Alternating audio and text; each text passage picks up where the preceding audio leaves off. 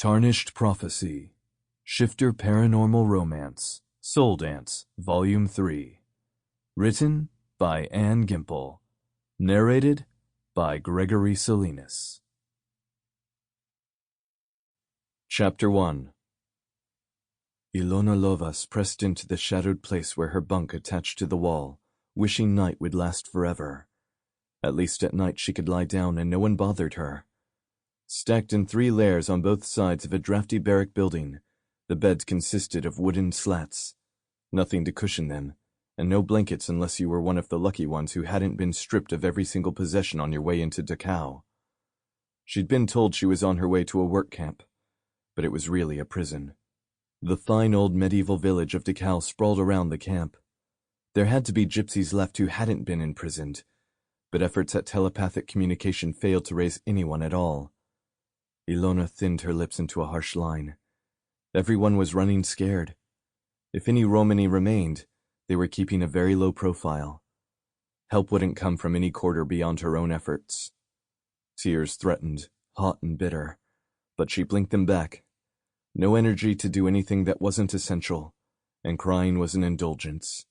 Barely 3 weeks had passed since she'd been plucked from the streets of Augsburg for the high crime of being a gypsy. All she'd been doing was shopping in the open-air market. For once, she hadn't even stolen so much as a sweetmeat. 3 weeks, but it may as well have been 3 years. Life in Valentine's caravan had been difficult, but it was paradise compared with where she was now. At first, she'd nurtured the hope Valentine would show up to claim her. It would be easy enough to figure out where she was, but for all his bluff and bravado, he was a coward underneath. Besides, even if he'd risked himself, like as not he'd have ended up an inmate. No one who wasn't Aryan had any rights in Hitler's Germany. Maybe someday the war would be over and... Who am I kidding? At this rate, I'll be dead before 3 months have passed. Waiting out a multi-year war isn't even a remote possibility.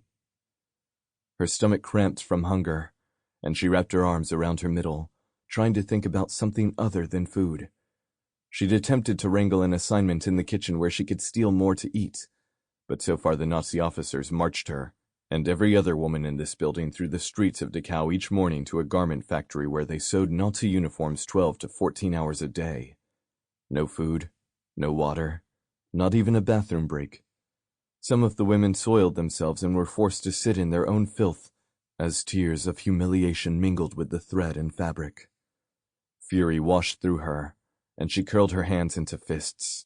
No one should be treated this way. None of them were guilty of anything except being gypsies or Jews or immigrants or malformed or mentally deficient. Her little brother, Aaron, had been with her the day she'd been taken prisoner. They'd been separated at Dachau's gates where she'd been forced to stand with other women, and he'd been prodded into a group of teenaged boys. He'd slipped away from them, though, and made a run for it with the 3 guards hot on his heels. Heedless of punishment, she'd sent magic zinging after him to add speed to his feet. But something dark and malevolent stepped between them, halting the flow of her power. A strikingly beautiful man robed in scarlet with waist-length dark hair, and eyes the shade of a turbulent ocean stared at her as he probed her mind. A predatory smile revealed elongated fangs. Breath whooshed from her, and her throat thickened in horror. A vampire. It had to be a vampire. Nothing else could feel so profane. Who would have thought they even still existed? She'd read about them, but from all accounts, they'd never moved out of Egypt where they'd been a true scourge in ancient times. The vampire was still focused intently on her. Waves of sexual heat poured from him, snaring her in their net. The lust felt perverse, wrong, but she was rooted in place. She didn't have enough magic at her disposal to both keep him out of her mind and move away from his leering gaze. Even placing herself behind the other women wasn't possible.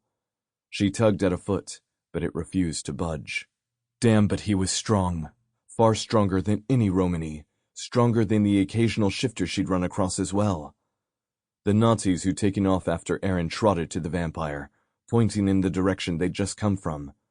Her brother, always wily and a fast runner, had clearly given them the slip, but his chances against a vampire wouldn't be good. At least the SS officers had refocused the creature's attention away from her. She felt dirty. Sample complete. Ready to continue?